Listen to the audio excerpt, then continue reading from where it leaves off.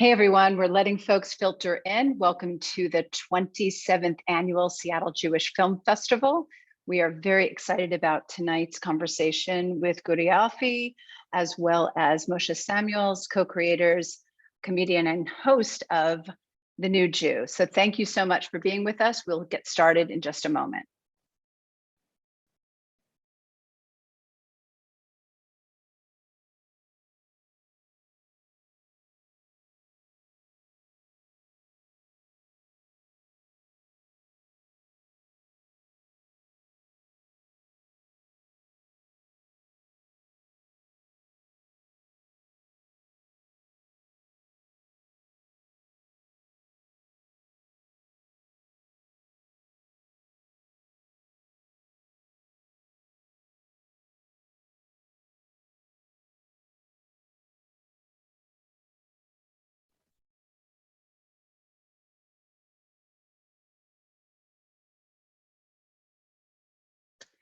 Hello and welcome everybody.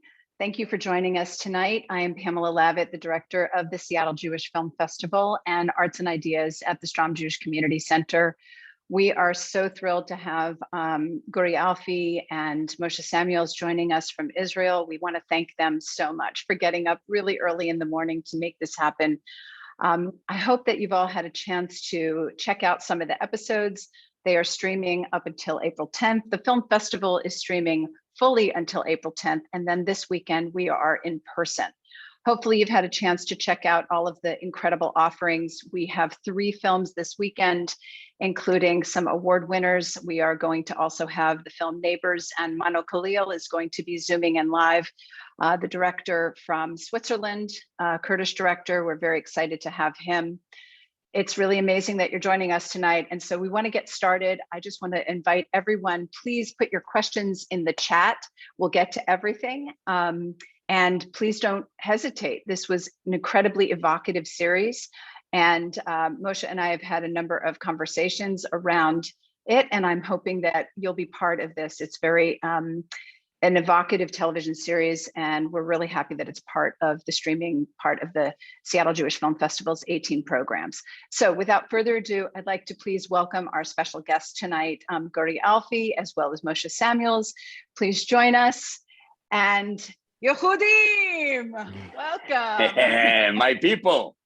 I was waiting to say that. So glad you're here. I just wanted to maybe just start off a little bit talking about your friendship and the connection that the two of you have. And maybe just for those who maybe haven't seen the show, you take each other on a tour. There's moments of kissing and hugging and lots of things. But what is this friendship that the two of you have? Well, it all started in New York. We met in New York, right, Moshe? We met there when I was on tour doing shows in the East Coast. And I was living in LA at the time. And I was living there for a year. And we met. It was a blind date. I mean, a friend told us, it was a shidduch set us up. It was a shidduch. It was a nice shidduch. He's a nice Jewish boy. They said he's a nice Jewish boy. You should meet him. So we met. We ate some avocado hummus, which is terrible. I never encountered that. It's terrible. And Moshe was very passionate about this two-way street of knowledge that should come from Israel to the US, and from the US, from North America to Israel. I mean, most of the people in Israel don't really know what is going on in Judaism in the world, and especially in the United States. I mean, we kind of grew apart during the years. And I kind of felt it when I was there for a year, just seeing the Jewish folklore and culture around me was so strange. It's so different from what it is in Israel. So it was like he was bursting in this open door in my heart that I said, yes, we should tell the world, we should tell our people, and we should become Am Echad again. And that we like immediately bonded over it. And Moshe never did anything in TV before, but he just fit in so perfectly. He's doing this like so intuitively, and we just clicked, I guess. Mm. Well, I mean, this was originally made for Israeli TV. Yeah. And so there's this other flip side of the coin that's going on. So maybe you can, give us a sense, because Moshe, this is what you do professionally, your nonprofit, which I'd love to hear more about. But what did it mean to make it for Israelis? And then what does it mean to present it now to to American Jews? What was the response in Israel, first of all, and what was your hope for response? What did you hope to accomplish in it? What should I answer that, or Moshe? I'll start with Moshe. I'd like to hear a little bit, because it's an extension of your work on some level. Right. Yep. Right. So I was finishing up 4 years in the Upper West Side of New York at the time as an emissary of the Jewish Agency. And during my time there were a lot of low points in the relationship between American Jewry and Israeli Jewry. And whenever there's a crisis in a relationship, you need to look at both partners and see, everyone has to self-examine and say, wait a minute, where am I contributing to this miscommunication and to the what's going on right now? And I spent 20 years prior to this doing Israel education for North Americans, many years in Jewish summer camp and different shlichuyot and running programs in Israel, Masa programs and whatnot. And I said, it's amazing, but we invest so much in educating American Jews about Israel. Mm-hmm. We do absolutely nothing to educate the Israeli public about America. Now, ideally, if I could bring, 1 million Israelis to America right now to experience American Jewry, like at a birthright program, that would be amazing. But no one's making that investment right now, and I can understand why. And therefore, what we want to do is, what we started doing is, how do we bring this narrative of North American Jewry into every living room in Israel? And the best way to do that is primetime television. That's where the idea came from. I'll say that in addition to the series, I worked on starting my nonprofit, which basically brings small groups of Israelis, mostly Israeli leadership, politicians, journalists, rabbis, educators, to North America on the similar journey like Guri went through, not to so many places, but having these personal encounters with Jewish leaders and Jewish community members, so that through these personal encounters something changes, and we feel like we have this relationship, we have this bond, and we need to become advocates for American Jews back here in Israel. So that's the thought behind the series and the thought behind the work that I do right now. Yeah. I mean, I've definitely heard in the work that I've done as well, which is that there's a sense of mutual irrelevancy. If you don't have family in Israel, how is Israel really relevant to me? And then it's foisted upon a lot of us in Jewish day schools and things like that. And then the irrelevancy that a lot of Israelis feel about American Jewry. But I think it's really interesting to thrust a comedian in the middle of it. And so I'm just sort of wondering, because it's the best way. It's the best way. Exactly. No, I'm not saying it as a comedian, what I am, but I'm saying it's the best way to take this kind of unattractive topic, because it's not that sexy, and I'm sorry, and it's just I came like a comedian. I just took it apart and tried to go at it, just laugh and just communicate through humor with people, and it came out like people like put their heart out.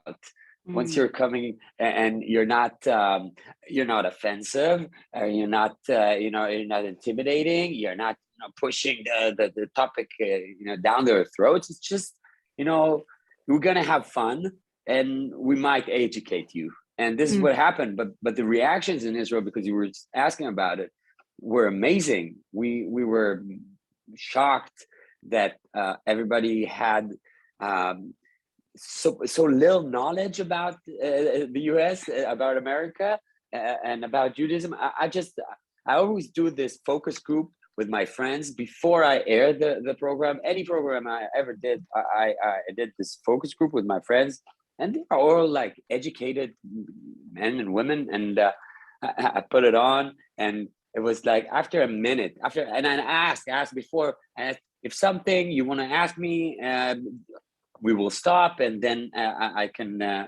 write it down. After just a minute, like everybody stopped. Like, what do you mean? What is this? Is this true? Is this like right? Is this right? How come we don't know this? Is she what? From where is she Asian? And but she's Jewish. So she's and everything was like so so funny just to see how we are all so disconnected from this subject. When we aired the show, everybody reacted. Every single paper, every newspaper, every site, everywhere, and then it just transcended and became like this conversation that everybody's having in Israel. And it was not about the show anymore. It was about the subject, and it was great just seeing this happening.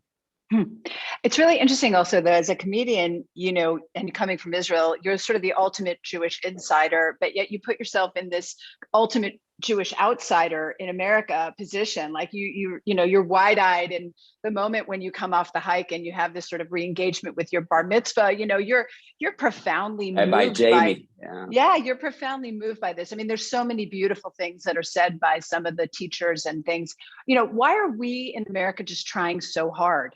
You know, we are trying so hard. And I'm just wondering, like, was that profound for you? Was that funny for you?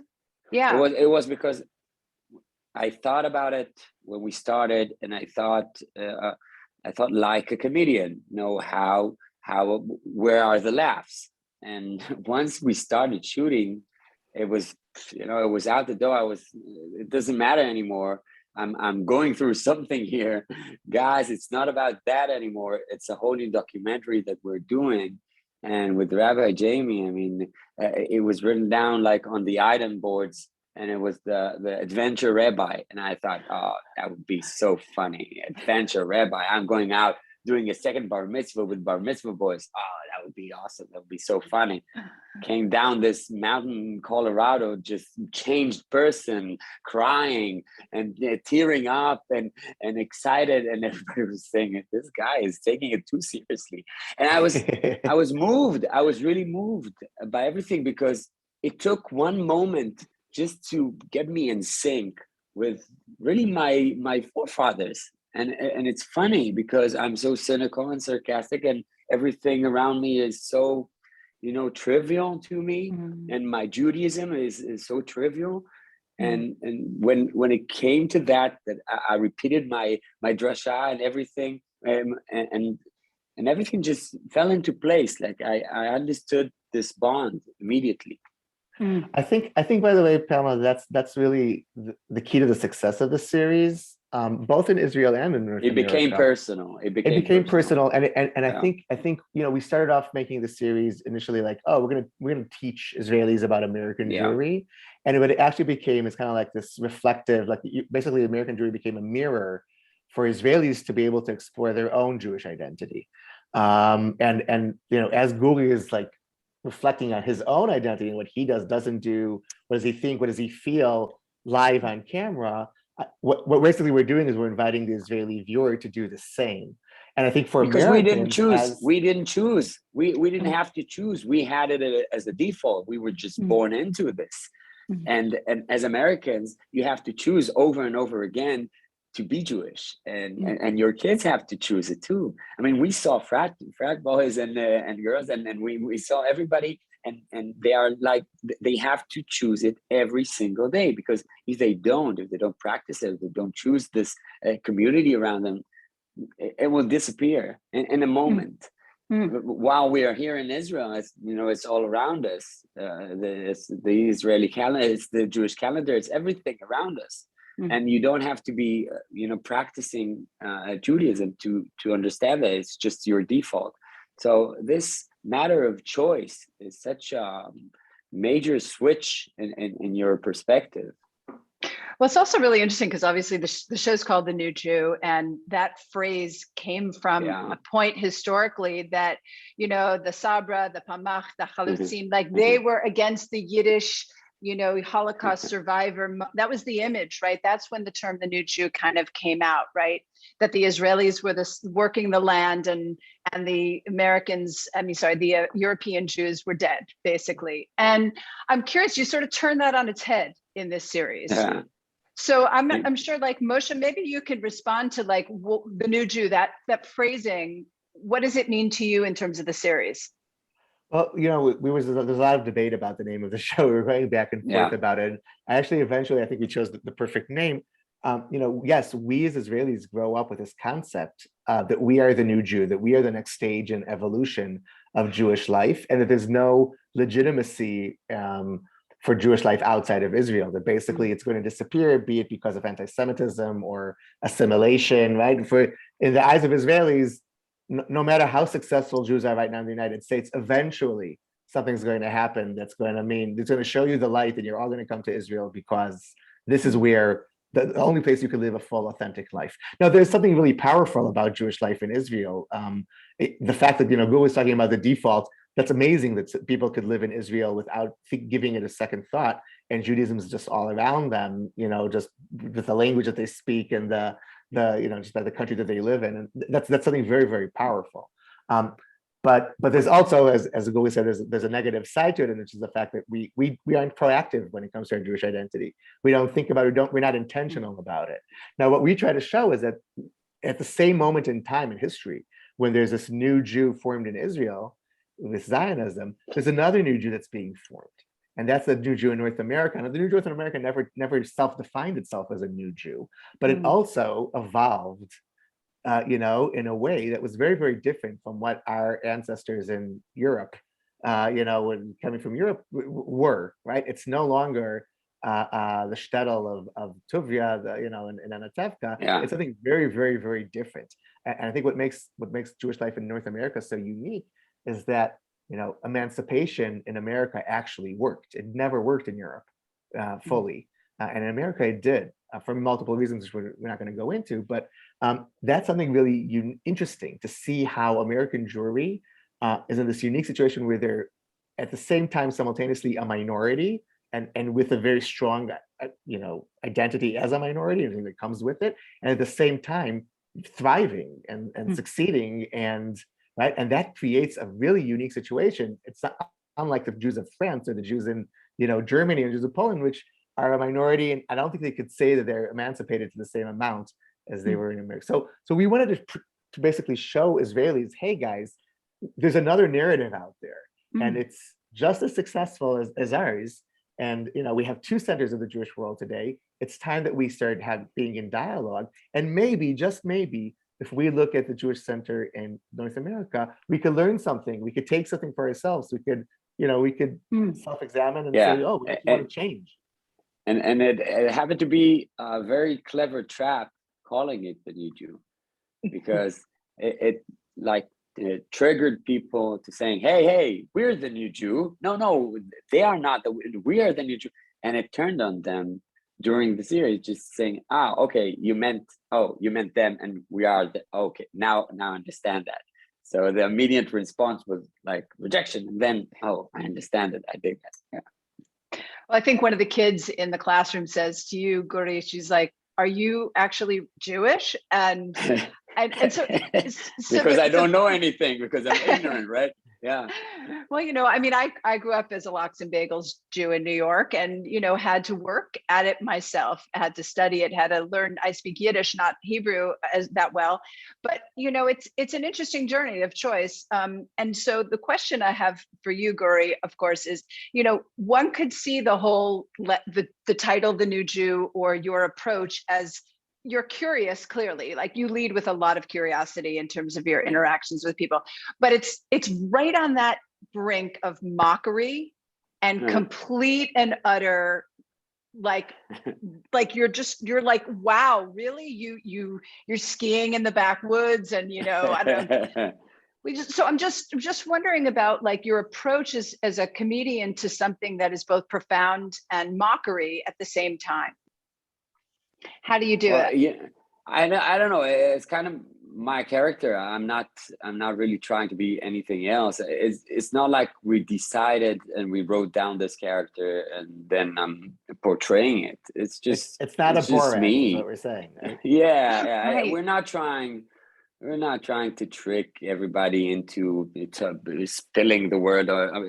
It's just me. Really, in one hand, like emotional, engaging, and really want to know about stuff. And on the other hand, just, you know, like rejecting or saying my opinion on something that is weird to me, or is like I'm putting this like on the table right now, everything that we're talking about. And with people like Angela Buchter, like Rabbi Angela Buchter, or from Who's from Roman Tacoma, by the way. She's from Washington State, by the way. Big she's shout great. out. I love her so much. So it became so informal so quickly that it was like a friends are talking right now, and then we're just chatting. And we saw her like on articles, and we saw her like in news, you know, articles, and she was, you know, she was very stiff, because it was like the medium of it was like very official. And when it became unofficial, people got to know her. People got to know her through this conversation. So this was like a tool we were using, and Moshe was using me for that.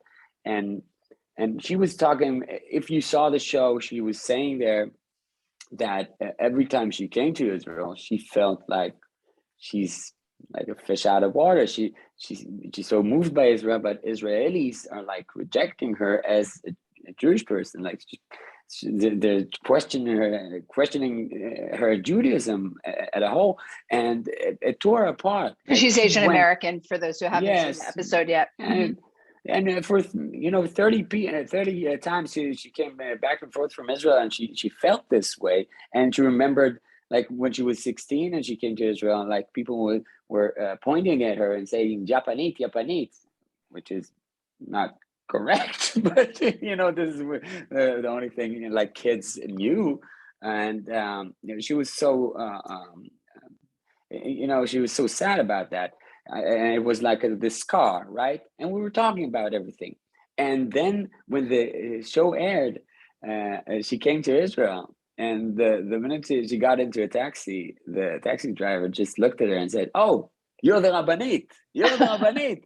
And she was like, what is going on? And then she was in this a conference with other Rabbanim, and another guy like on a motorcycle said, "Oh, Rabbanit." And everybody was looking at it, and how do everybody know who you are? And she said, it was so moving when we met her after the show, and she said, and I went from being Yapanit into Rabbanit. And that was like this acceptance that she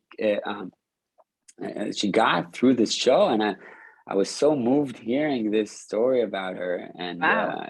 Yeah. So that's a lot about like, yeah. Go ahead, Moshe. Just to add on to that, I think that's what the reason why the series resonated so much for Israelis.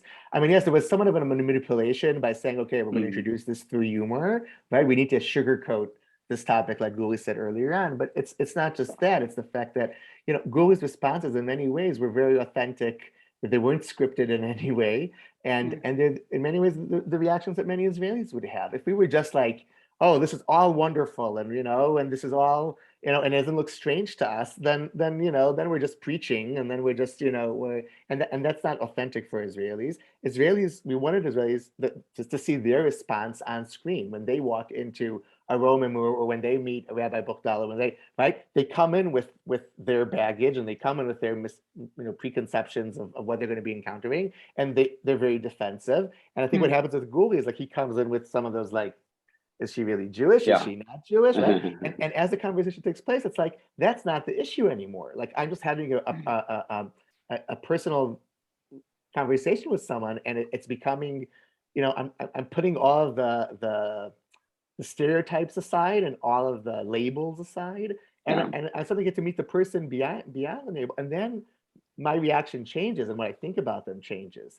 And really, that's what we want the Israeli public to go through, right? Saying, through interpersonal relationships, you know, all that suspicion and all that rejection that you might have initially, that can change, right? And we're kind of calling them to be part of this conversation. Yeah. Well, you know, you obviously have certain subjects that you explore, like whether or not it's the transmission to youth and the importance of, like, you know, American Jewish parents putting their kids into day schools and paying $24,000 a year, or, if it is the Jews of color, kind of, I haven't been back to Israel since I felt so much racism when I experienced. You explore a lot of pretty profound themes for people. So what else is kind of, what did you leave on the table? Like, what did you say, this is the boundary that I was willing to explore in this first season? Because it's pretty positive stuff. A lot of us in America, we deal with difficult conversations around Israel, like political conversations around Israel, and disagreements, and people not understanding how to be vulnerable, brave, and kind in the conversation. So why did you kind of avoided the political stuff? And what do you think you still want to tackle? And I know you're thinking about another season, and then we'll get to some questions.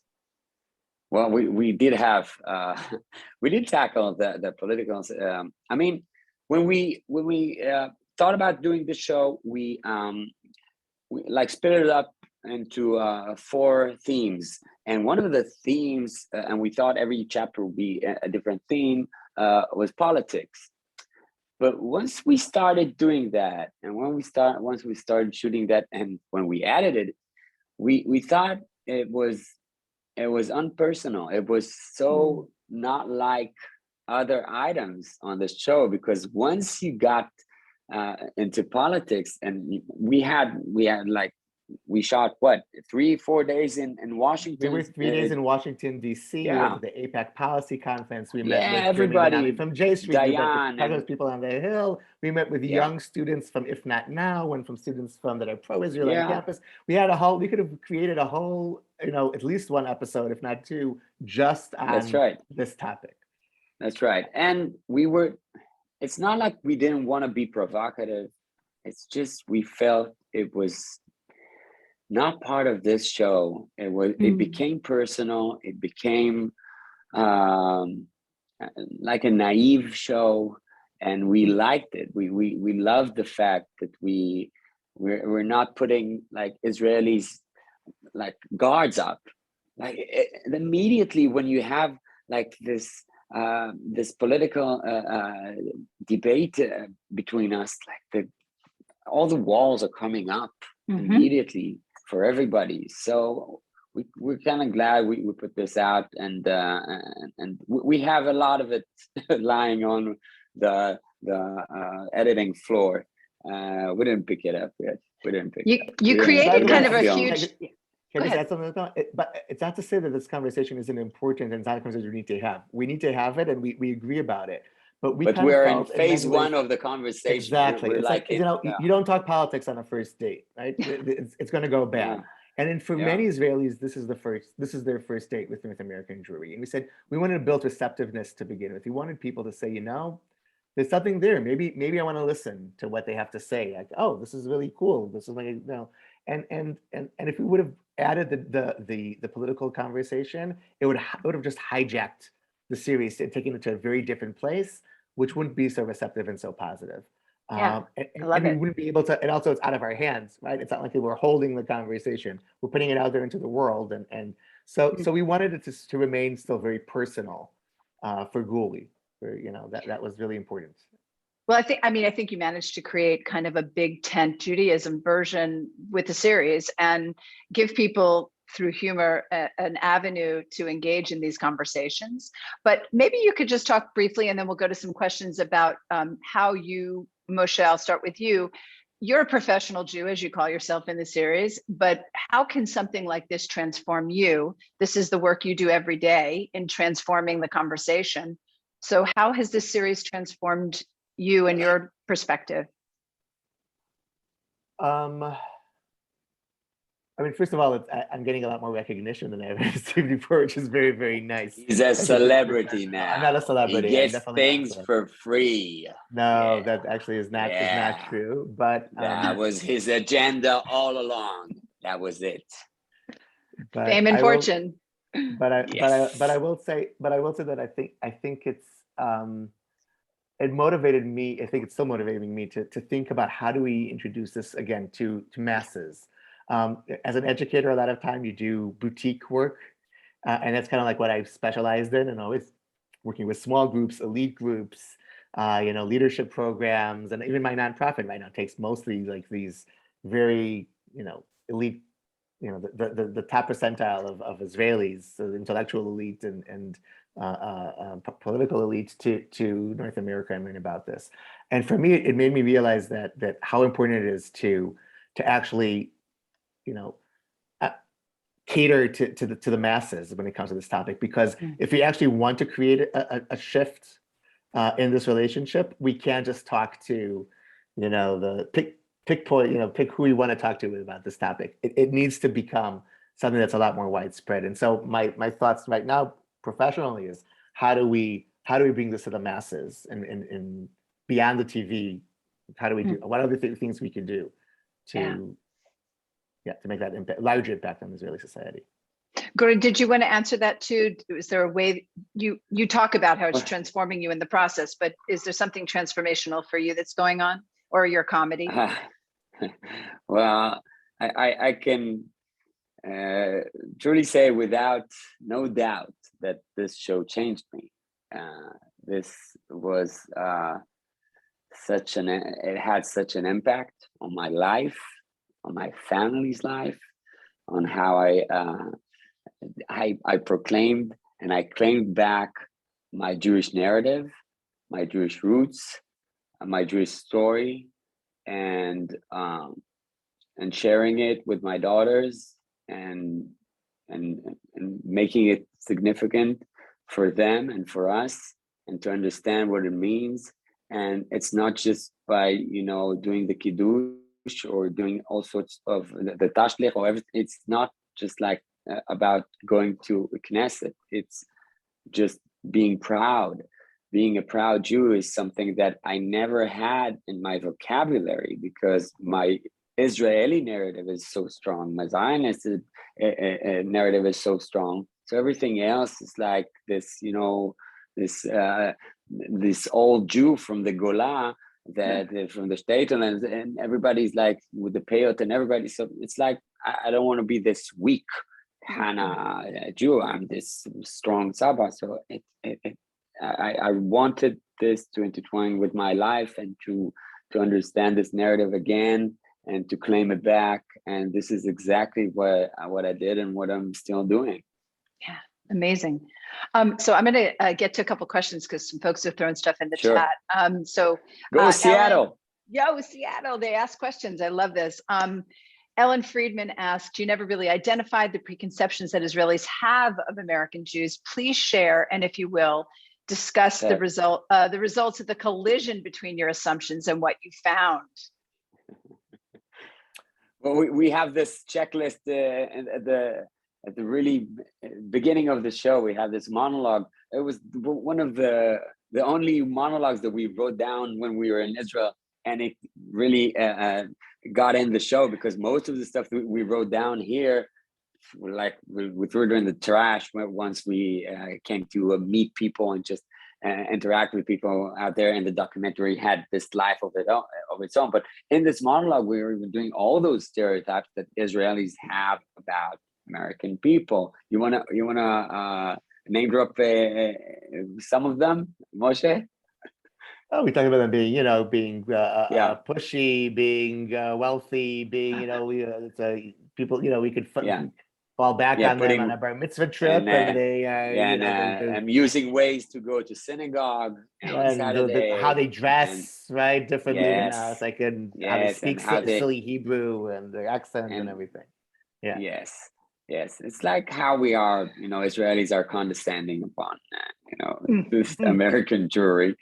And well, the fact that we understood that we are ignorant and you're not about your Judaism, and you have to practice it and you have to choose it, and you're having a tough life choosing it. It's not like this club that immediately gets you places. No, it gets you in dark places too, when it comes to hatred and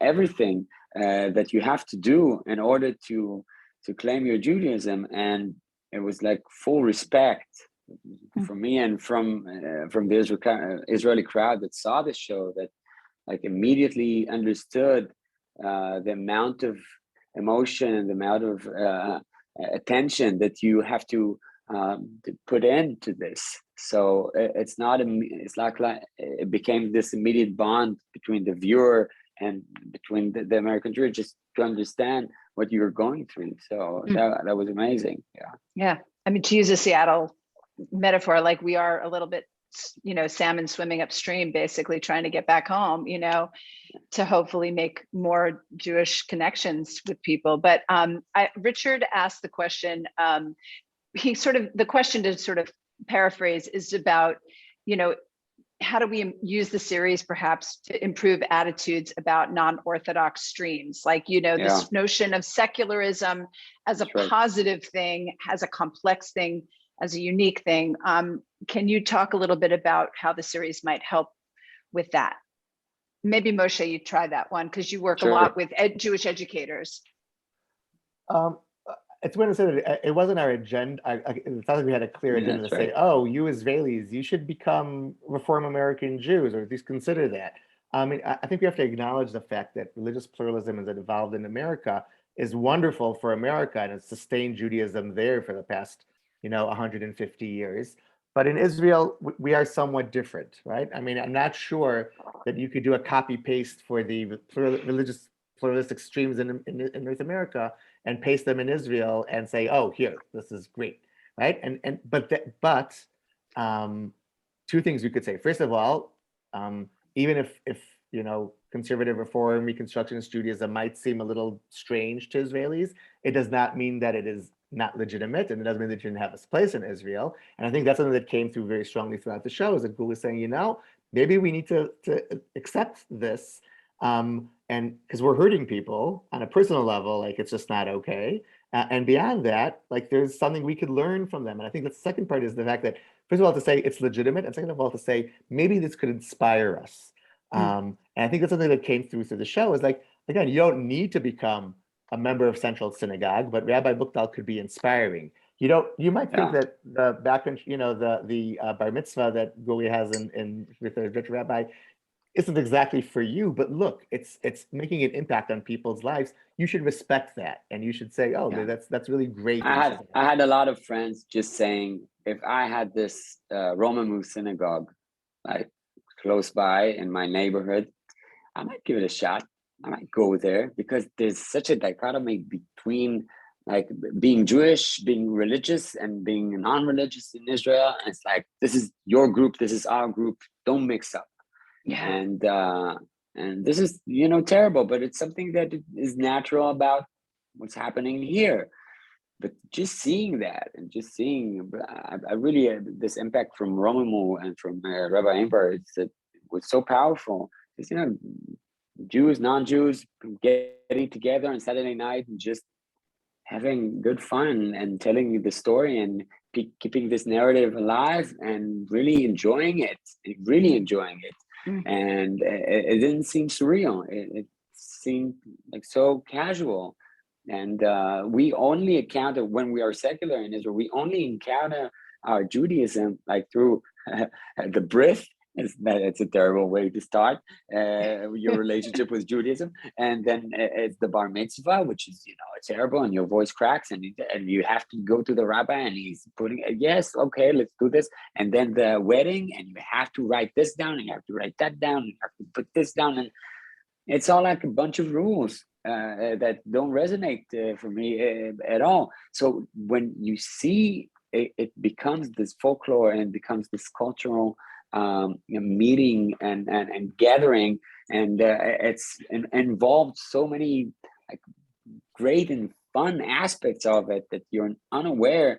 You can learn from it. Most of my friends just said, if we had this here, I might give it a go. I might go there. I might take my kids and go, because it doesn't seem like very, religious, And I think it won't be the same. It won't be like reformed or whatever in the US. It will be something else. But it's this claiming back that I'm always saying to non-religious friend that I have, like all my secular friends, I'm saying, like, claim back your narrative, claim back take anything that you want, because it's like so full of beautiful stuff that you can do. So take whatever you want, and just practice it with your family, and then do it with your friends and relatives and everything, and it could, reach in your life. I think that's the big takeaway when it comes to, like, we're talking about religious pluralism, is that, again, we're basically telling people, you don't need the mediator, you don't need the monopoly that controls Judaism. Like, basically, claim it for yourself, make it your own.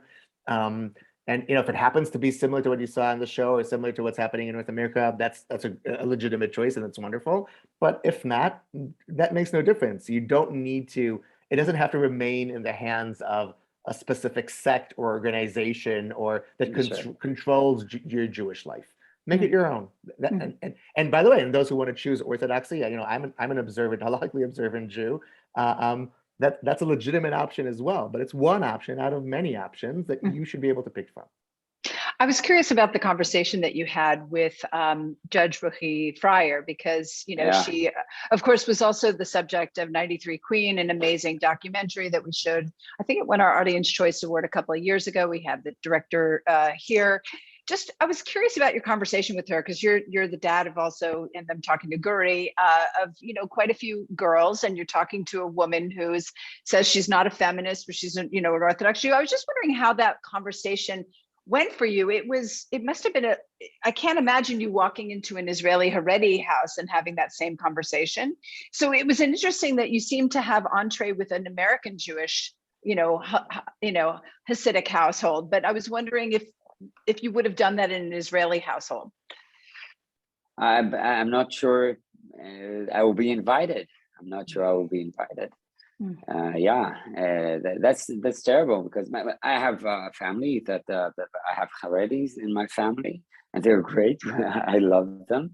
But this open conversation with a Haredic woman, inviting us into her house and to her office, and then just I love this part, and we left it like so real, so raw. Like, he's calling, Tzvi David, come over. It's like this, it's like the patriarch. She's the patriarch. Like, come over, just sit. We're talking. So this is Guri. He's from Israel. Just come with me. We'll talk. And it was so nice, and it was so different from what I know. Well, that's the catch to it. Everything is so different. Everything is like something that is set up to this American kind of rules, because you have to work. I mean, you have to work. You don't have like anything we have here in Israel, which is so sad, because it changed religious life into something else. They have to be in the community. They have to understand the community, and they have to be a part of it. And she became a judge. So it's pretty amazing. It's like something we watch from here and say, oh, so you can do that and that and that too. That's amazing. This is something that we're not aware of. And she was so inspiring. Really, I love talking to her. She's amazing. All right, Ann Sarna asks, Guri, how did your friends in Israel feel about inclusion after seeing your program? You mentioned the Asian Asian American rabbi, Rabbi Bochdal, being a surprise after seeing the show. How did they feel about her not being recognized as a Jew in Israel? So did you have any reactions from your community?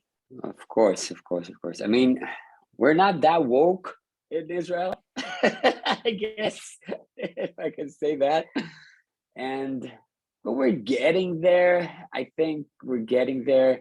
You can see now in Israel, there's more of a mixture of cultures, of ethnicities, and we're understanding that you can be Jewish in many colors, in many shapes, and it's okay.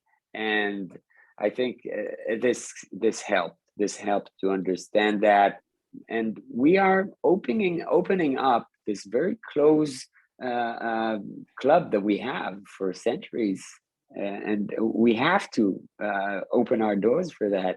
And we understand it was inevitable, and it has to happen now.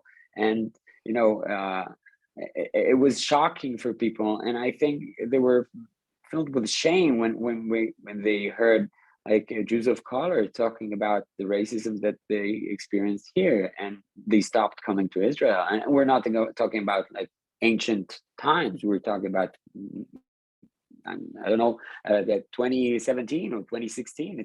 It's terrible. So I hope it helped on this shift that we're going through here, and I hope we'll do many more of that in Israel via other shows and other programs. Yeah.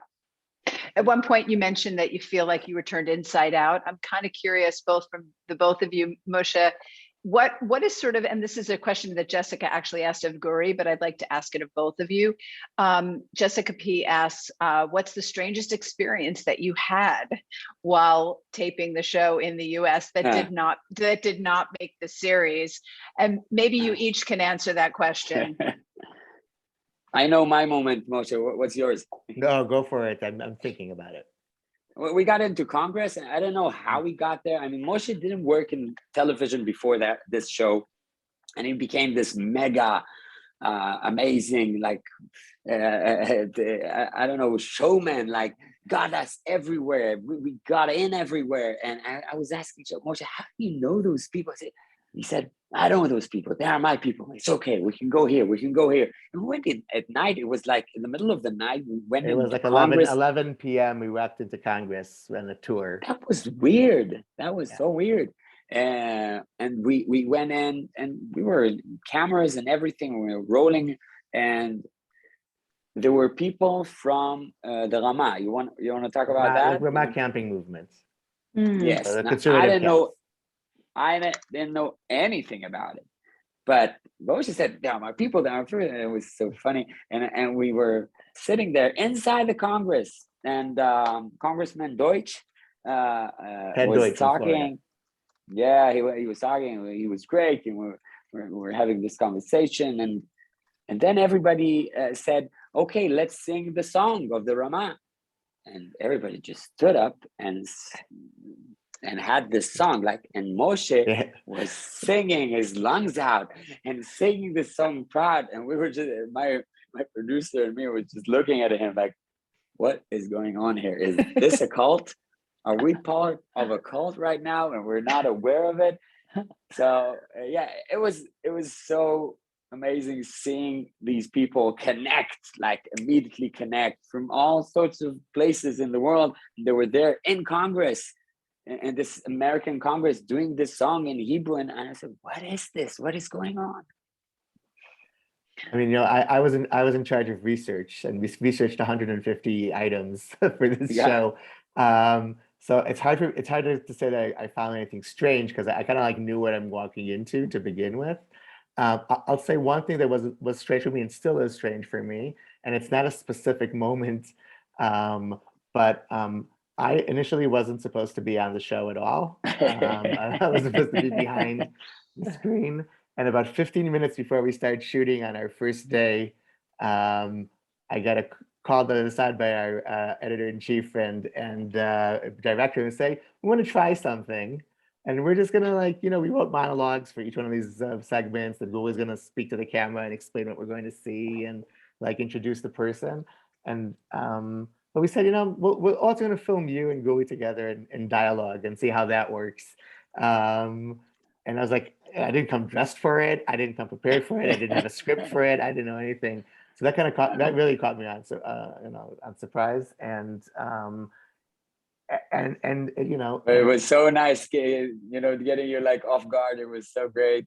And you were so stiff at the beginning, and then you were enjoying yourself. I think that was the big surprise for me, was the fact that I could do this, because I never thought I would ever do something like this. I'm definitely not. This is your side hustle. I get it, but but I'm curious about what that experience was like for you, Moshe. Not everybody can. Guri brought his comedian friends into the series, but you clearly brought a lot of resources and ingenuity and thoughtfulness. But what was the journey like for you to go from peoplehood boutique connections to building a series out of this? That's pretty ambitious. Thank you. but I'll say, there was tension around creating this series, because, and I think that's, again, I think that's one of the reasons why the series was successful and as good as it was, is because, I was definitely pushing more towards the content and, oh, we need to see this person. No, we have to touch about this topic. It's, we can't do the series without it. I was very, very like clear about those. And at the same time, I was working with people who know how to do TV and know what the Israeli viewer would watch, and would tune into. And they're saying, no, it also has to be entertaining, and it has to be funny, and it has to be, there was a very productive tension. Like in the beginning of it, I was very scared. Like, are we creating something that's eventually, gonna, go against what I was hoping to do here, which is to build respect and empathy towards Jewish life in America. And eventually, I think that was the key to success, is the fact that we were able to find that balance between entertainment and, education. And so I learned a lot from it. I learned a lot about how do we need to rethink, how do we present this topic to new crowds, different crowds. And it's something that I'm constantly thinking about, like, how do we re-envision the type of work that we do in the Jewish professional world, so it actually imitates more what we see, what people consume on Netflix. I think we've got a lot to learn about from that world, and not just remain in our very, like, serious, non-profit world, culture that's very different than show business. And by the way, vice versa, I think TV would benefit a lot from some of the stuff. New on Netflix, Mind Exploder. That's what it's, I think it's been so great to talk to the both of you. I mean, it's a profound series. It sounds like this was a launch. There's more coming. This was sort of your pilot year. Maybe just last questions, or just, I mean, I have so many that I would like to ask. I think we've gotten to most of them in the chat. I'm curious to know, comedians, just last question for Guri. Comedians take a long time to work on their material. And there's a lot of comedians that have gone to Israel, Jewish and non-Jewish, on tours, and then come back and laugh about Israelis and their attitudes and all this kind of stuff. And I was just going to say, it was such a profound experience, it seemed, that you had. But are we going to make it into a comedy show at all? Has this affected your comedy? Is there something about this experience that has led you to write different comedy? Of course, I have a lot of bits in my show, in my stand-up show, about US and living there, and understanding Judaism, and understanding, like, how Israelis are so remote from the American Jewry. Of course, it's a part of me now. It's something that everybody is talking to me about. I mean, I'm becoming this person that, like how Moshe is like now becoming the spokesperson. I'm becoming the spokesperson for the Judaism in America, and we're like every time I'm invited on panels, and I'm talking, and I have like this both sides of the tale right now, and it's very funny that I'm this person right now, and it's all because of Moshe, and it's all you're doing, you took this shallow comedian, and now look at it, you created a monster, man. I'm doing panels, man. I'm taking your job. Is there any final comments that you want to share with us, Moshe? And I love Seattle. Guri? I love Seattle. I think Seattle loves you. place. I think anyone who's ever been to Seattle Perfect. loves Seattle. It's a great city. God, great. Well, great. we are so Can't excited. Wait. You made Come this back, amazing yeah. series. I threw in the chat how people can still watch it, and it is still screening and through April 10th. Thank you both so much for waking up early in the morning to share your okay. thoughts. Thank you. We really appreciate it. Any other last words for Seattle other than you love us? No, please encourage your friends to watch the series, and to hopefully in the future we're hoping to make more of this. So Moshe, let's go to Seattle. We just there. got an invitation. Anne's paying. Absolutely. Well, we didn't even talk about the challenges of making this during COVID, but hopefully now the reality is that we can have you come here and actually talk about it was series. nice. It was nice not talking about COVID for Good. It was nice. Good. Yeah. Well, thank you both so much. And thank you all for joining us, and stay safe, stay well, and come and see The New Jew at the film festival. And then we're waiting for the next series. That's our job, is waiting for the next round. Thank you. Take care, Laila tov. everybody. Thank you. Bye. Laila tov.